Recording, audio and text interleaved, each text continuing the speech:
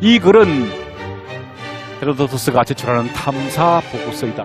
헤로도토스는 지금 우리에게 어떤 군주의 거울을 남기고 있는 것입니까? 너 자신을 알라. 그러면 너는 인생을 행복하게 보내게 될 것이다. 얼마나 많은 지도자들이, 아니 우리가 가지고 있는 권력과 재산, 돈과 명예가 우리를 행복하게 할 것이라고 믿습니다. 도대체 헤로도토스는 왜 이야기를 했을까요? 자격이 있는 사람들은 지도자가 될 생각을 하지 말아요.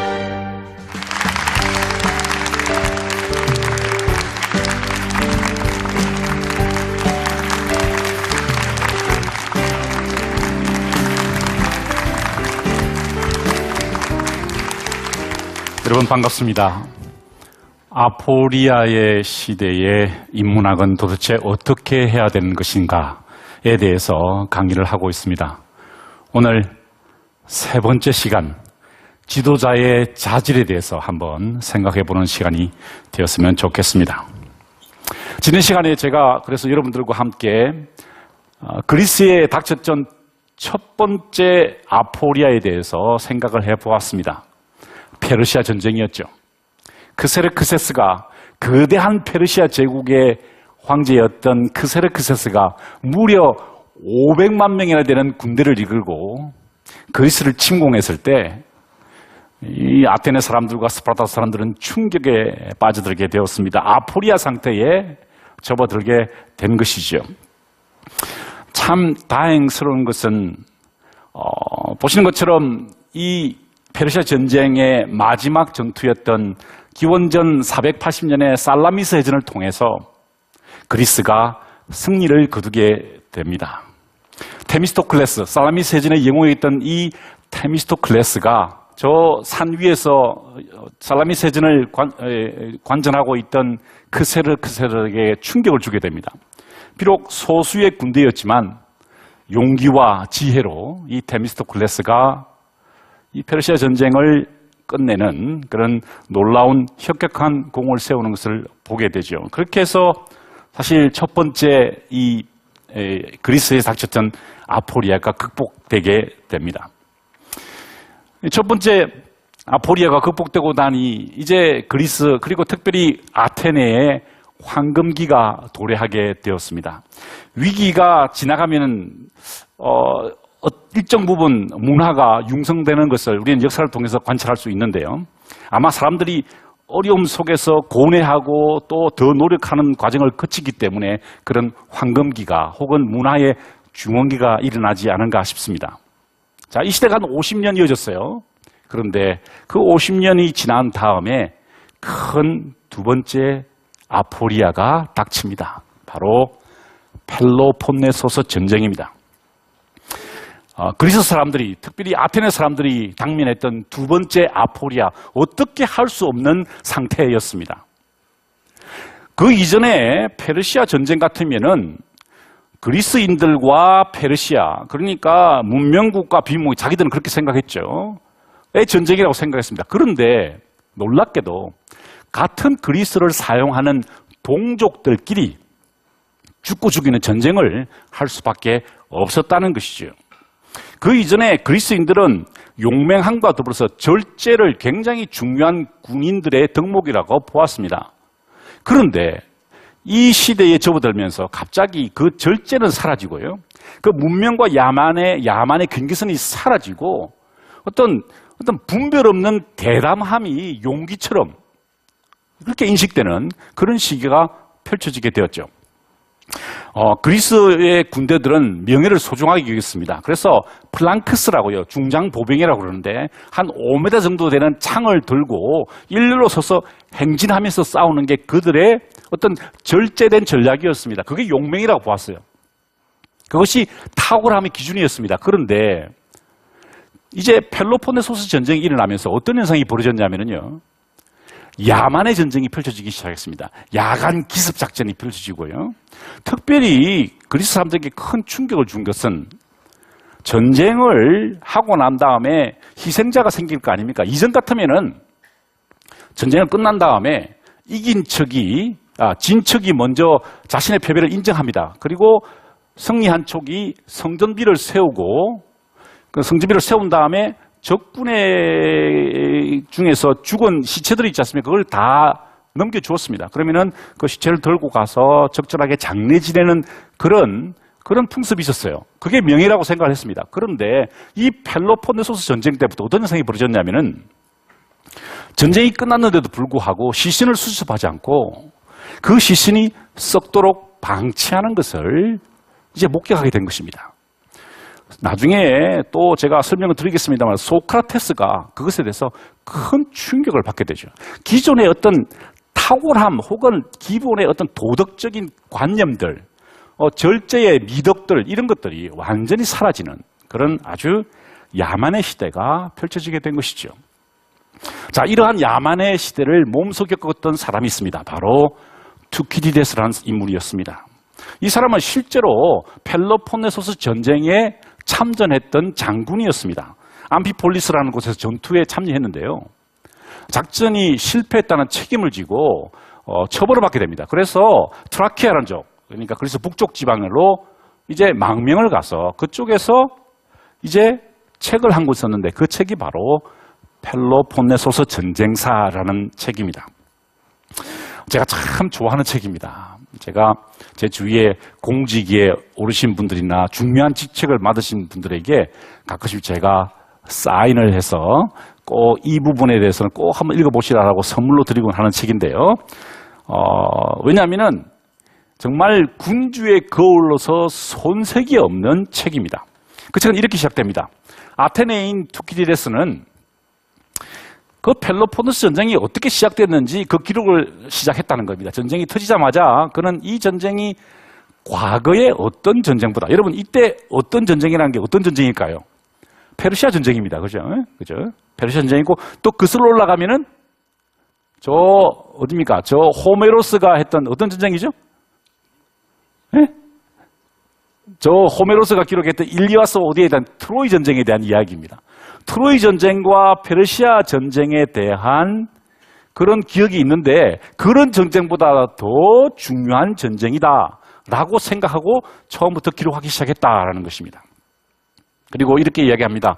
그것은 헬라인들뿐만 아니라 일부 비헬라인들에게도 아니 인류 전체에게 일대사변이었다.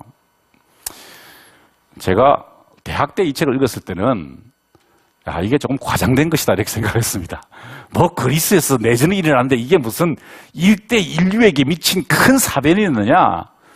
그런데 제가 이제 조금 시간이 지난 다음에 생각을 해보니까 이게 인류에게 큰 사변이었구나 이런 생각을 하게 되었습니다. 그 이유는 제가 설명을 드리겠습니다.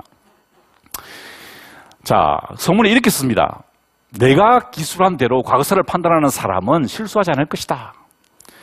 그는 주제가 무엇이든지 찬양하러 드는 시인의 식구나. 여러분 여기서 시인의 식구는 누구를 이야기하는 걸까요? 호메로스를 이야기하는 겁니다.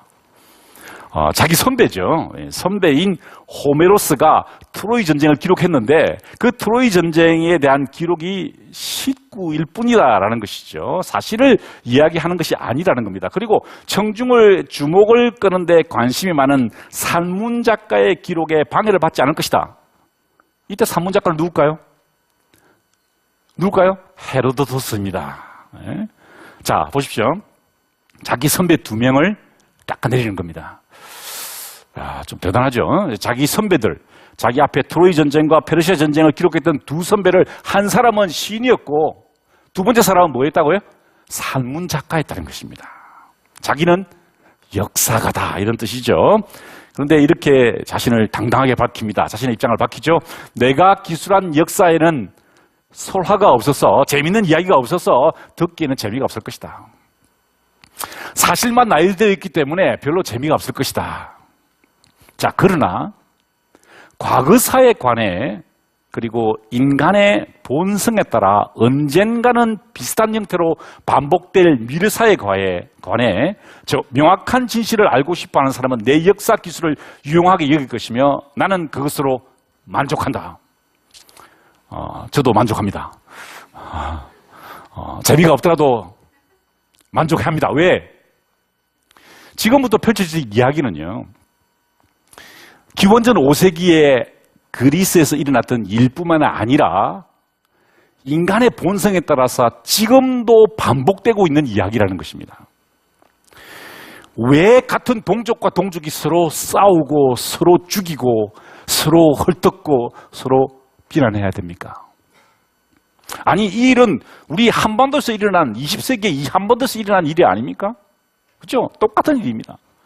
그렇기 때문에 비록 이 책이 재미가 없어서 서로가 없어서 재미가 없다 하더라도, 그리고 제 강의가 비록 재미가 없다 하더라도 저는 그것으로 만족한다는 겁니다. 왜? 이 일이 또 반복될 것이고 그 반복되는 일을 통해서 인간의 본성을 관찰할 수 있을 것이고 우리는 그것을 통해서 배울 수 있다는 것입니다.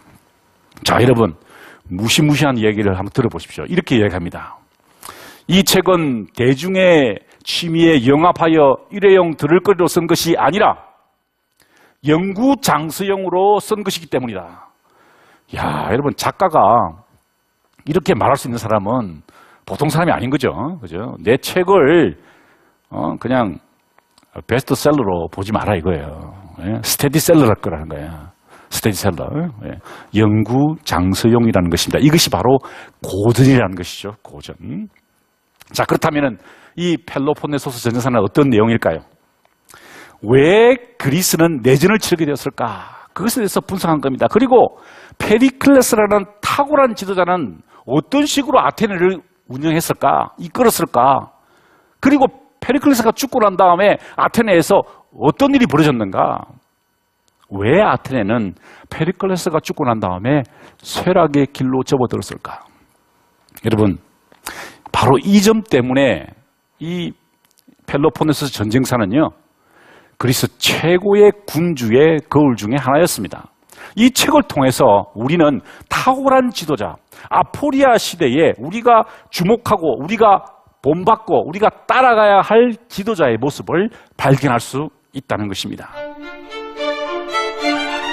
페리클레스라는 탁월한 지도자는 어떤 식으로 아테네를 운영했을까? 아포리아 시대의 지도자는요, 중심을 잡는 사람입니다. 중심을 잡는 사람. 무엇이 필요한지를 아는 식견이 있고 본 것을 설명할 수 있는 능력이 있으며 조국을 사랑하고 또 재물에 초연한 사람이라고 자부합니다. 여러분, 이것이 바로 지도자의 덕목입니다. 그리스 사람들이, 특별히 아테네 사람들이 당면했던 두 번째 아포리아, 바로 펠로폰네소스 전쟁입니다. 자, 그렇다면은 그 시대적 배경에 대해서 잠시 한번 살펴보도록 하죠. 긴 이야기입니다. 펠로폰네소스 전쟁사를 펼쳐보면은요, 2페이지당 한 개의 전투가 나옵니다. 사실 그 한 개의 전투라고 표현했지만 거기서 죽어나간 사람들의 이야기를 생각해 보십시오. 얼마나 많은 그 이야기들이 있겠어요. 하지만 제가 그 복잡한 얘기를 줄여서 간단하게 배경만 설명을 드립니다. 자, 페르시아 전쟁이 끝이 났죠.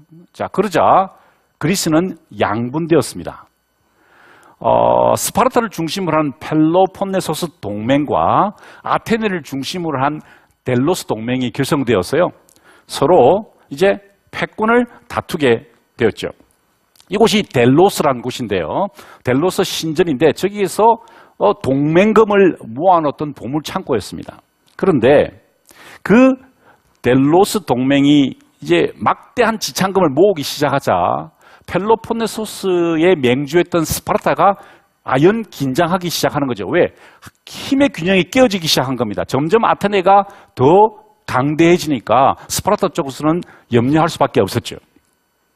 자, 그런데요, 기원전 454년에 그 델로스 동맹의 보물창고가 있던 그 보물창고를 어디로 옮기냐면은 바로 저 아크로폴리스의 파르테논 신전으로 옮겨버립니다.